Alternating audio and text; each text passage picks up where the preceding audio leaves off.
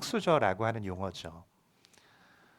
좋은 집안에서 태어날수록 취업에 유리한 반면 가정 환경이 어려우면 공부를 열심히 해도 취직도 어렵고 성공하기가 어렵다는 이 분노가 만들어낸 용어가 이제 흙수저라고 하는 용어입니다. 최근에 이제 조국 사태까지 맞물리면서 이 흙수저라는 용어가 훨씬 더 많이 쓰이고 있죠. 이제 대학은 그래도 좀 이렇게 공평할 거라고 생각을 했는데 거기까지도 상당한 이 불공평이 있다라고 하는 것, 그것에 대한 이 분노가 있는 겁니다.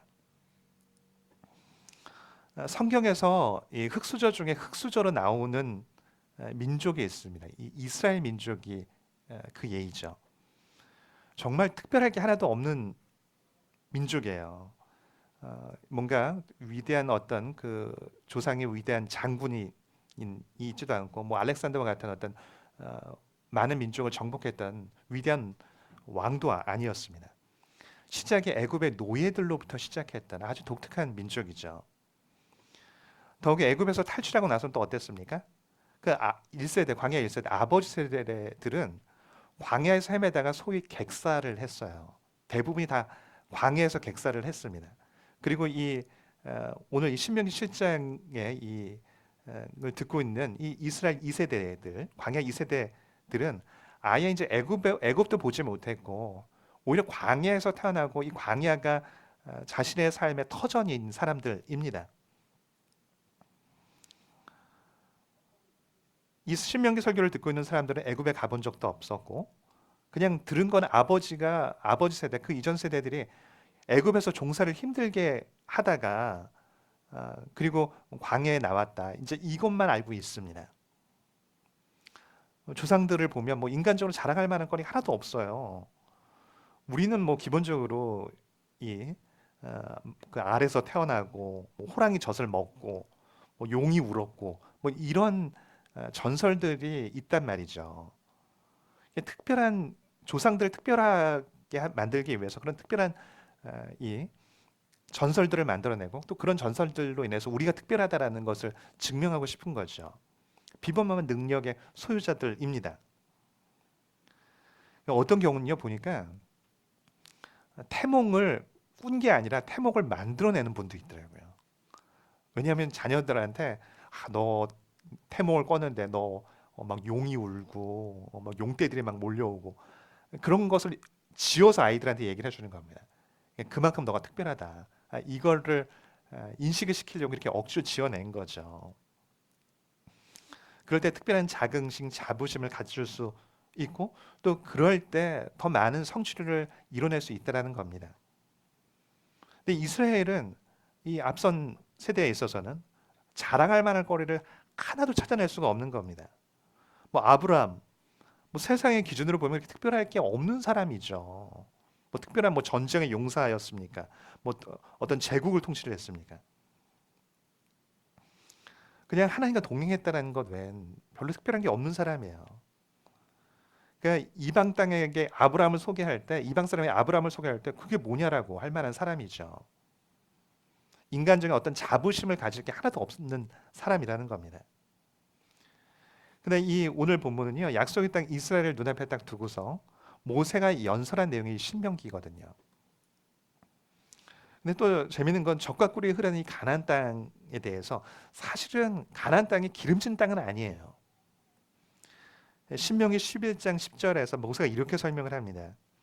내가 들어가 차지하려고 하는 땅은 네가 나온 애굽 땅과 같지 아니할 거라고. 그 애굽 땅에서는 너희가 파종한 후에 발로 물대기를 채소밭에 댐과 같이 하였거니와 너희가 건너가서 차지할 땅은 산과 골짜기가 있어서 하늘에서 내리는 비를 흡수하는 땅이라고. 애굽 땅이 사실은 젖과 꿀이 흐르는 땅이라는 거예요. 나일강에서 물이 필요할 때마다 발로 그냥 물을 끌어다가 쓸 수 있는 땅이었다는 거죠. 근데 가나안 땅은 하늘에서 내리는 비를 저축할 수 없는 땅이래요. 대신에 하나님께서 돌봐주는 땅이라고 말씀하죠. 가나안 땅은 전체가 천수답이에요, 천수답. 하늘에서 비를 내리지 않으면요, 이건 먹고 살 수 없는 땅이거든요. 밭으로 따지면 제일 후진 논밭인 거죠. 여러분 논과 밭이 있는데 옆에 강이나 호수가 있어서 언제든지 물을 끌어다 쓸 수 있는 논밭이 있는데 누가 산꼭대기에 비가 와야 농사를 지을 수 있는 논밭을 누가 원하겠어요? 이스라엘 땅이 딱 그와 같은 땅이었어요. 그래서 민수기 16장에 보면은 이스라엘 백성이 뭐라고 얘기하냐면 너희가 우리를 젖과 꿀이 흐르는 땅에서 이끌어내 가지고 광에서 죽이려고 하는 거냐고. 그러니까 이스라엘 백성에게 있어서 젖과 꿀이 흐르는 땅은 가나안 땅이 아니라 오히려 애굽 땅이었다며. 근데 왜 하나님께서 이렇게 하시냐는 거죠. 정말 자랑할 거리가 하나도 없는 이스라엘 백성이에요. 근데 하나님께서 오늘 본문 가운데 왜 이스라엘 백성을 선택하셨는지를 설명을 합니다. 6절 이하에 너는 여호와 내 하나님의 성민이라 내 하나님 여호와께서 지상 만민 중에서 너를 자기 기업의 백성으로 택하셨나니 6절 보면서 사실 처음에는 깜짝 놀랐습니다. 제 이름이 있길래. 근데 7절에 여호와께서 너를 기뻐하시고 너를 택하시면 너희가 다른 민족보다 수요가 많기 때문이 아니라고 너희는 오히려 모든 민족 중에 가장 적다 이렇게 설명을 하세요. 하나님께서 너희를 왜 택했냐면 너희가 보잘것없어서 택했다라고 말씀하시는 거거든요. 흙수저의 조건을 다 갖고 있어요. 수요도 적고 출신 이력도 별거 없고 땅을 소유하지도 못했고 앞으로 차지할 땅도 그렇게 아주 기름진 땅은 아닌 그런 땅을 갖게 될 거라고. 이게 뭐 이러냐 하는 거죠.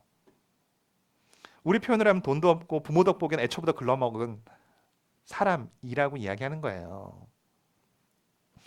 우리 인간의 마음 깊은 곳에 있는 근원적인 욕망이 있어요. 그게 뭐냐면 내가 특별한 존재가 되고 싶다는 욕망이에요. 누군가가 내가 알지 못한 내 장점을 발견해주고 당신은 특별한 사람이라고 말해줄 사람을 기다립니다. 너 참 평범한 사람이야. 이건 거의 인격살인에 가깝죠. 그러니까 너는 평범하다라고 이야기하는 것은 너는 살 가치가 없는 존재야라고 말하는 것과 같은 뉘앙스예요. 근데 사실은요, 우리 대부분 평범해요. 평범하다는 건 보통이라는 거거든요. 대개가 보통이죠. 특별한 학식 갖고 있는 사람이 있습니까? 특별한 기술 갖고 있는 사람이 있어요? 막 재산이 수천억씩 갖고 있는 분 계십니까? 우리는 다 그 평범함 안에 우린 다 있습니다. 근데 많은 경우에 하나님께 나아가는 중요한 이유가 특별한 삶을 살고 싶기 때문에 나아가는 거거든요. 내가 갖고 있는 이 평범함을 벗어버리고 싶어서 하나님께 나아갑니다. 그리고 실제 하나님께 나아갈 때 하나님께서 정말 우리를 특별하게 만드는 분이라는 걸 우리는 알고 있어요. 근데 하나님께 나아갈 때 이 변화는요, 우리에게 인포메이션을 제공해서 변화시키는 게 아니라 트랜스포메이션이라고 이야기를 해요. 무슨 얘기냐면 어떤 사람이 똑똑하다는 건 그 머릿속에 지식, 인포메이션이 많은 거죠. 인포메이션이 많으면 그는 지혜롭고 똑똑한 사람이라고 인정을 합니다. 그런데 하나님께 나아갈 때는요, 지식이 쌓여서 변하는 게 아니라 근본적인 근원적인 변화라는 거예요. 트랜스포메이션이라는 거죠. 그러니까 물이 포도주가 바뀔 때 트랜스포메이션이 되는 것처럼 우리는 근원적으로 바뀌는 존재가 된다는 겁니다. 그게 복음의 능력이에요. 새털보다 가벼웠던 베드로가 반석인 게바가 됩니다. 잘 흥분하고 다혈질이어서 우레의 아들이라고 별명을 붙이셨던 요한을 사랑의 사도로 바꾸세요. 이게 복음의 능력이거든요. 성경에는 그렇게 변화된 사람들로 가득히 채워집니다. 우리 인생도 마찬가지예요. 제가 제 자신을 봐도 그래요. 정말 어떻게 바꿔야 할지 모르겠는, 전 너무 얽혀 있어서 어떻게 내 인생을 바꿔야 할지 몰랐거든요. 근데 예수님이 너무 좋았던 게 예수를 딱 만나고 나니까 내가 바뀌더라고요. 그게 너무 재밌었어요. 내가 나를 바꾸시는 그 하나님, 그 재미가 너무 좋았거든요. 더 나아가면 하나님 날 더 바꾸시겠구나. 이것에 대한 기대감, 지금도 저는 마찬가지입니다. 지금도 저는 앞으로 더 바뀔 거라고 기대를 하거든요. 근데 복음이 어떻게 사람을 근본적으로 바꾸느냐 하는 것이죠. 여러분, 왜 복음은 사람을 어떻게 바꿀까요? 이게 아주 독특한 부분인데요. 평범함을 거절하고 부인해서 바꾸는 게 아니에요. 평범함을 하나님 때문에 받아들임으로 변화가 되는 겁니다. 이게 굉장히 독특한 부분인데, 오늘 본문을 사실은 하나님께서 뭐 여러 가지 돌려서 말씀하셨지만 이런 거예요. 내가 너희 왜 택했는지 아니? 넌 특별한 게 하나도 없기 때문이야. 넌 자랑할 게 아무것도 없어. 내가 너 택한 거야. 좀 이렇게 이야기하는 거예요. 너는 네가 볼 때 너 별로 너가 내세울 게 없기 때문에, 너무 평범해서 스스로 잘났다라고 말할 수 없기 때문에 내가 그래서 너를 선택한 거야. 이렇게 이야기하시는 거예요. 여러분, 이건 굉장히 자존심 상하는 얘기 아니에요? 어떤 사람이 사랑 고백을 하는데 이렇게 고백을 한다고 생각을 해보세요. 내가 너를 사랑하는 이유는 정말 보잘것없기 때문이야. 너무 평범해서 내가 너를 사랑해. 이게 무슨 사랑 고백이에요? 근데 하나님 꼭 이렇게 고백하는 것처럼 하신다고요. 이스라엘에 대해서 인간적으로 자랑할 것도 없고, 뭔가 그걸 붙잡고서 자기 자부심을 가지게 하나도 없는 그 민족을 하나님 선택을 하셨어요. 아니, 사실 하나님께서 내 민족으로 삼기 위해서 내가 너를 처음 시작부터 자랑할 것이 없는 노예로부터 시작하여서 광야를 거쳐서 그래서 내 사람을 만드는 것이다. 이렇게 말씀하시는 거예요. 믿지 않는 사람에게 너 정말 평범한 사람이야. 받아들여. 이건 너무 우울한 얘기죠. 넌 존재 가치가 없어. 이렇게 말하는 거니까. 그러느냐? 여러분, 하나님을 깊이 영접하면 어떤 일이 일어나냐면 내 평범함을 받아들일 수 있게 됩니다. 되게 많은 사람들이 왜 괴로워하냐면 내가 너무 보잘것없기 때문이잖아요. 내가 너무 부족하기 때문이고 내가 너무 평범하기 때문이잖아요. 근데 신앙은요, 참 놀라운 거예요. 하나님, 저 진짜 아무것도 아니에요. 이걸 인정하게 만듭니다. 이걸 인정하게 만들어요. 여기서 진짜 자유가 시작돼요. 내가 막 억지로 포장을 하고 분노하고 시기하고 질투하는 이유가 뭐예요? 내 평범함을 받아들이지 못하기 때문에 그렇거든요. 근데 하나님을 다 받아들이면요, 굉장히 큰 자유함이 생겨요. 상관없구나. 나 평범해도 괜찮구나. 난 여전히 그럼에도 불구하고 하나님의 사랑이 나한테 있구나. 이게 놀라운 일이에요. 하나님을 잘못 인식하면 내가 뭔가 그럴싸해 하나님이 날 사랑할 거라고 생각하거든요. 아니에요. 너 아무것도 아니어서 내가 널 선택한 거야 라고 말씀하시거든요. 네가 뭔가 잘나서 내가 선택한 게 아니라 너 부족한 거 알고 내가 선택한 거야. 그냥 내가 너 사랑해서 그냥 선택한 거야. 이 얘기를 하시는 거예요. 근데 이게 왜 능력이 되냐면 그 부족을 인정하면 그 부족 때문에 하나님을 신뢰하게 되어지고, 그러면 그 가운데 하나님의 능력이 그의 삶 가운데 임하게 됩니다. 그래서 믿는 우리가 정말 특별한 삶을 살기 위해서 필요한 게 뭐냐면요, 내 평범함, 내 부족을 받아들이는 것이 핵심이에요. 이게 핵심입니다. 맞아요, 하나님. 저 진짜 아무것도 아니에요. 하나님 없으면 전 진짜 먼지와 같아요. 그걸 다 인정을 하면요, 인정한 것만큼 하나님의 은혜가 깃들일 수 있게 되어져요. 그걸 인정한 것만큼 그 하나님의 은혜를 감당할 수 있는 그릇이 준비되어져요. 이 놀라운 일이에요. 요걸 깨달으셔야 돼요. 이게 인생을 변화하는 굉장히 중요한 시작점입니다. 그리고 이걸 딱 깨달으면 얼마나 자유해지는지. 예전에는 하나님의 사랑을 누리기 위해서 내가 뭔가 특별한 사람이 돼야 한다고 생각을 했거든요.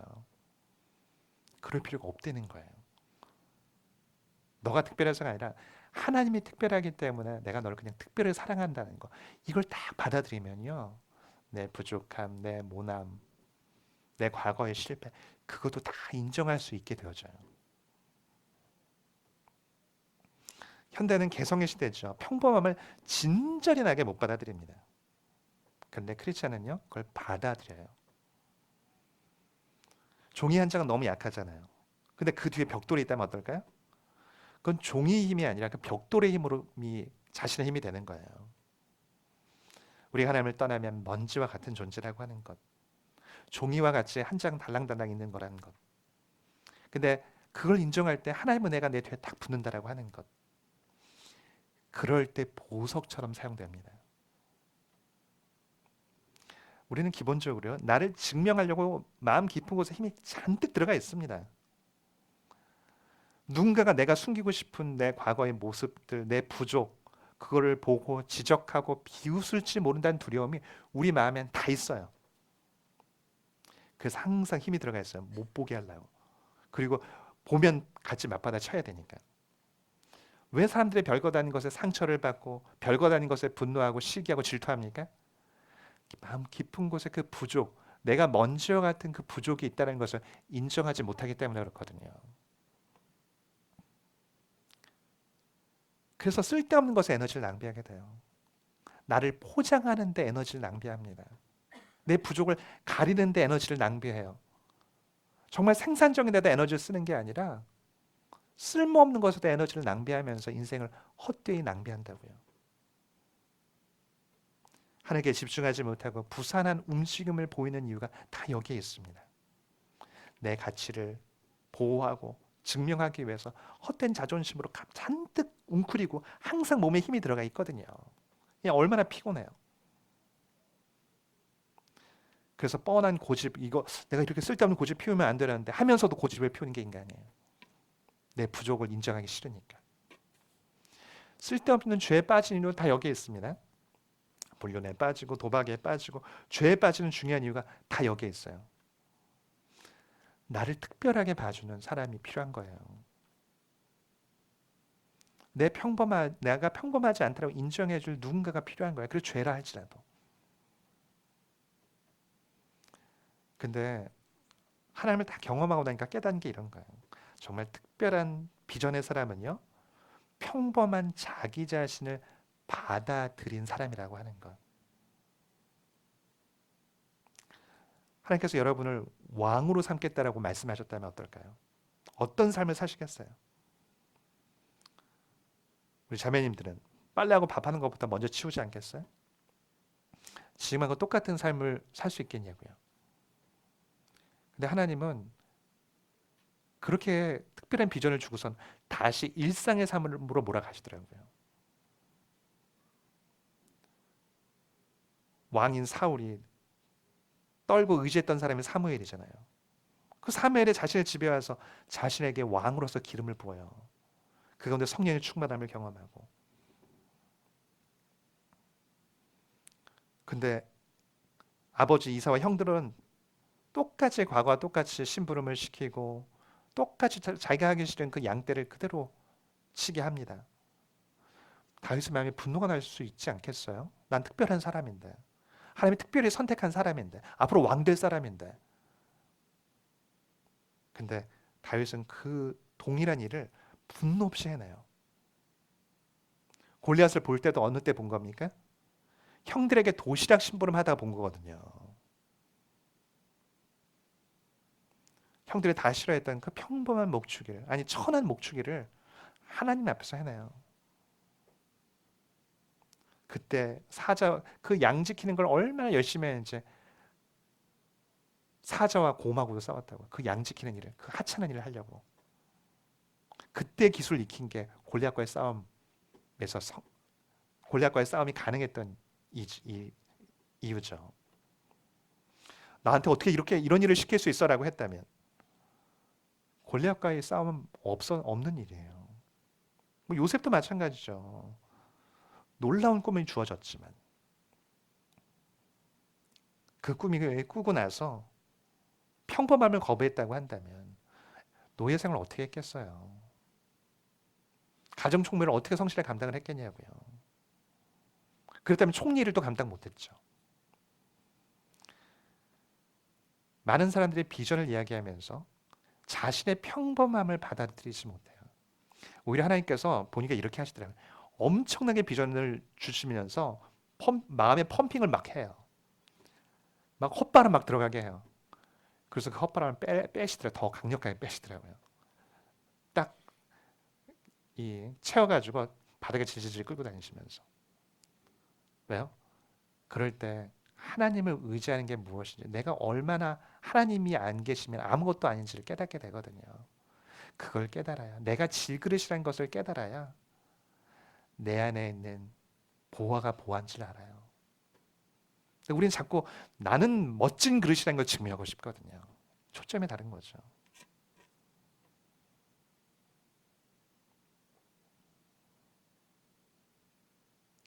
돌이켜보면 항상 그래요. 이렇게 하면 나에게 유익이 있을 것이라고 생각해서, 이렇게 하면 내가 높아질 것이라고 생각해서 했던 것들은 돌이켜보면 나에게 하나도 유익이 없었어요. 근데 그 평범한 가운데 그걸 내 평범함을 인정하고 최선을 다해서 했던 것들은 시간이 지나고 나면 놀랍게 나한테 유익으로 다가와요.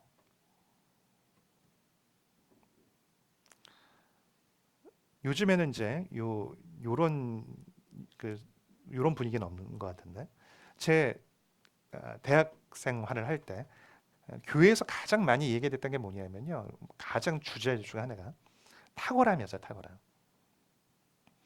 그러니까 너만의 색깔을 가져라, 이런 얘기를 참 많이 했었거든요. 하나님 앞에서 너만의 색깔을 준비하라, 이런 얘기를 참 많이 들었습니다. 근데 하나님께서, 제가 이제 그 신대원을 준비를 할 때 하나님께서 저에게 말씀하셨던 건 다른 거였어요. 저한테 이렇게 얘기하셨거든요. 네가, 성면, 네가 무색, 무취, 무향이 되어라. 들었을 때 너무 하나님께 섭섭했던 기억이 있습니다. 아니, 하나님 뭐 이렇게 특별한 이런 걸 주셔야 되는데 날 물로 보시나. 무색, 무취, 무향이라니. 넌 아무것도 아닌 게 되라, 이 얘기잖아요 지금. 좀 섭섭하더라고요 하나님께. 근데 하나님이 그때 주셨던 말이 뭐냐면, 그게 제일 탁월한 거다고. 그게 바울의 색깔이라고. 그게 예수님의 색깔이라고. 그게 성육신이 바로 그런 것이라고. 바울이 뭐라고 얘기합니까? 내가 유대인들에게 유대인같이 된 것은 유대인들을 얻고자 함이라고. 율법 아래 있는 자들에게 내가 율법 아래 있지 아니하나 율법 아래 있는 자같이 된 것은 율법 아래 있는 자들을 얻고자 하며, 율법 없는 자에게는 내가 하나님께 율법 없는 자가 아니요 도리어 그리스도의 율법 아래 있는 자이나 율법 없는 자와 같이 된 것은 율법 없는 자들을 얻고자 함이라고. 자신의 색깔, 바울이 왜 바울이 될 수 있었어요? 내 색깔을 주장했기 때문이 아니라 자신의 색깔을 사람한테 맞출 수 있는 사람이었기 때문이었거든요. 꼭 잊지 말아야 돼요. 은혜를 받고 나면 은혜를 받아서 내가 특별해지려고 그래요. 하나님이 사실 어떤 면좀 얄밉게 얘기하시는 거예요. 이스라엘한테. 너 아무것도 아니야. 계속 얘기를 하시거든요. 너 보잘것없는 애들이야. 넌 시작의 종이야. 노예야. 왜 이렇게 하세요? 내가 누구인지 잊지 않을 때, 내가 아무것도 아닌 것을 잊지 않을 때, 잊지 않을 때만 하나님의 은혜가 그 가운데 거해요. 하나님의 은혜가 언제 떠날까요? 나의 특별함을 주장할 때 떠납니다. 나의 아무것도 아님을 주장할 때는요, 그 가운데 하나님의 은혜가 임해요. 근데 은혜를 받고 나면 자꾸 뭐가 생기냐면, 나를 주장하고 싶어요. 난 특별해? 난 너희랑 달라? 초점을 잃어버린 거죠. 은혜를 받고 나면 뭘 증명해야 돼요?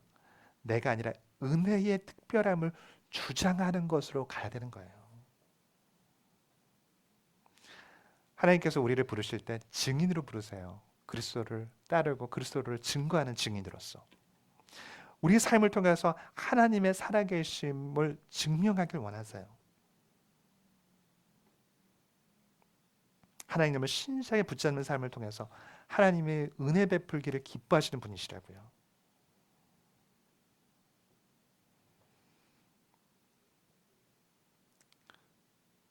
그러나 우리가 놓치지 말아야 돼요. 자꾸 나를 증명하려고. 하나님, 그리고 난 이 정도는 증명해도 되지 않을까요? 아니요. 때로 물론 하나님을 높이다 보니까 하나님이 나도 같이 높여줄 수 있어요. 그래도 또 나를 비워야죠. 그걸 누리기 시작하고 그것을 당연한 것으로 여기기 시작하면서 다 무너지는 거거든요. 다 무너진 타이밍이 거기서 무너지더라고요. 근데 생각을 해보세요. 은혜를 하나님께서 마음껏 주셨는데 그럼에도 불구하고 그 하나님께서 하신 거라는 걸 너무 당연하게 받아들이는 거. 난 그냥 별거 아니라고 당연하게 받아들이면 얼마나 특별한 사람이에요. 그게 정말 특별한 사람이지 않겠어요?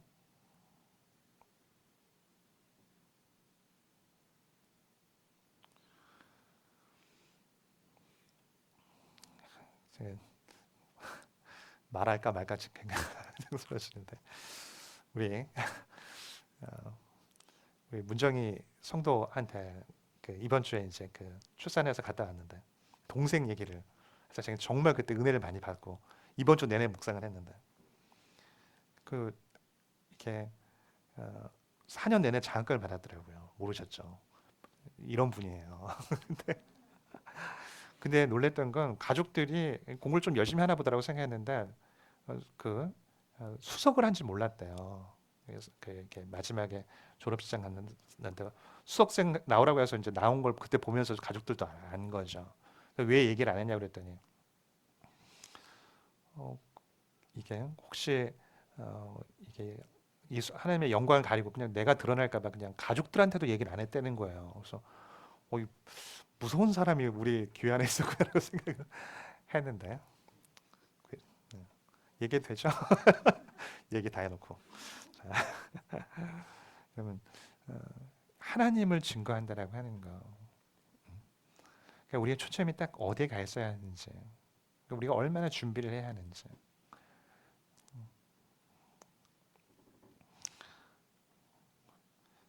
이사야 40장 10절 이하에 이렇게 말씀합니다. 나 여호와가 말하노라 너희는 나의 증인 나의 종으로 택함을 입었나니 이는 너희가 나를 알고 믿으며 내가 그인 줄 깨닫게 하려 함이라. 나의 전에 지음을 받는 신이 없었느니라. 나의 후에도 없으리라. 나 곧 나는 여호와라. 나 외 구원자가 없느니라. 하나님 뭐라고 말씀하세요? 나밖에 없다고. 다 이걸 깊이 인정을 해야 돼요. 이걸 깊이. 저도 쉽지 않아요. 이게 훈련이 잘 안 돼요. 여전히 이 불순물이 묻어나고 여전히 노이즈가 끼고 여전히 뒤에 계산이 많은 제 자신을 보거든요. 우리 인생은 계속 이것을 줄여나가는 과정입니다. 우리가 누구인지 잊지 마십시오. 왜 하나님께서 사람을 그렇게 귀하게 하나님의 형상으로 창조하셨으면서도 불구하고 왜 흙, 먼지에서 시작하게 하세요? 하나님이 아니면 아무것도 아니라는 걸 잊지 않도록 너희의 시작이 먼지와 같은 존재라고 하는 것을 잊지 않을 때 우리가 참된 가치를 지닐 수 있기 때문입니다. 하나님만 딱 바라보고 나를 증거하는 게 아니라 그리스도를 증거하고 우리 삶에서 그리스도를 드러내는 그런 복된 삶을 사는 그런 성도 되기를 축복합니다. 우리 찬양하고 기도하겠습니다. 나의 모습 나의 소유.